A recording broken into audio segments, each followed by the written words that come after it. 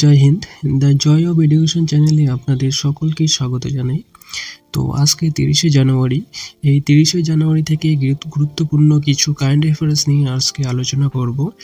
তো দেরি না করে ভিডিওটি শুরু করি।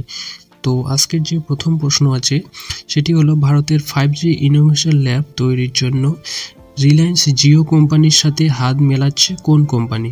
তো এটির অ্যান্সার হবে OnePlus কোম্পানি।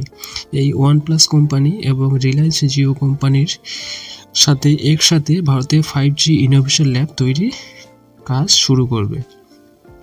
আজকের যে দ্বিতীয় কোশ্চেন আছে সেটি হলো, ভার্নি নামক মোবাইল অ্যাক্সেসরি কোম্পানির ব্র্যান্ড অ্যাম্বাসেডর হিসেবে নিযুক্ত হলেন কে? তো এটির উত্তর হবে ক্রিকেটার রবীন্দ্র জাদেজা। এর পরের প্রশ্ন, আমেরিকার জন্য পঞ্চম বৃহত্তম পর্যটন উৎস কোন দেশ? তো এটির উত্তর ভারত। তো আমেরিকায় ঘুরতে যাওয়া টুরিস্টদের মধ্যে ভারত আছে পঞ্চম নম্বরে। এর পরের প্রশ্ন, 2024 অস্ট্রেলিয়ান ওপেনে পুরুষ বিভাগে সিঙ্গেল টাইটেল জিতেছেন কে? তো এটি হবে ইতালির জান্নিক সিনার। ইনি 2024 সালের অস্ট্রেলিয়ান ওপেনে পুরুষ বিভাগে সিঙ্গেল টাইটেল জিতেছেন। এর পরের প্রশ্ন, উত্তরপ্রদেশে 100টি নতুন বায়োগ্যাস প্ল্যান্ট প্রতিষ্ঠা করার ঘোষণা করলেন হরদীপ সিং পুরী।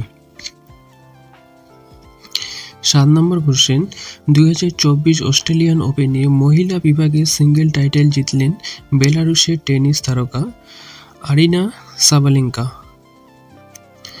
এর পরের প্রশ্ন, FIS hockey 5s women's world cup জিতলেন কোন দেশ? তো এটি হবে নেদারল্যান্ডস।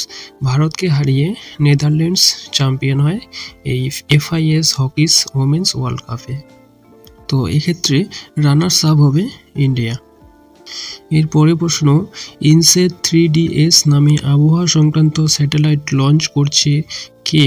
তো এটি হবে ইসরো, যে মহাকাশ সংস্থা, ইন্ডিয়ার মহাকাশ সংস্থা ইসরো।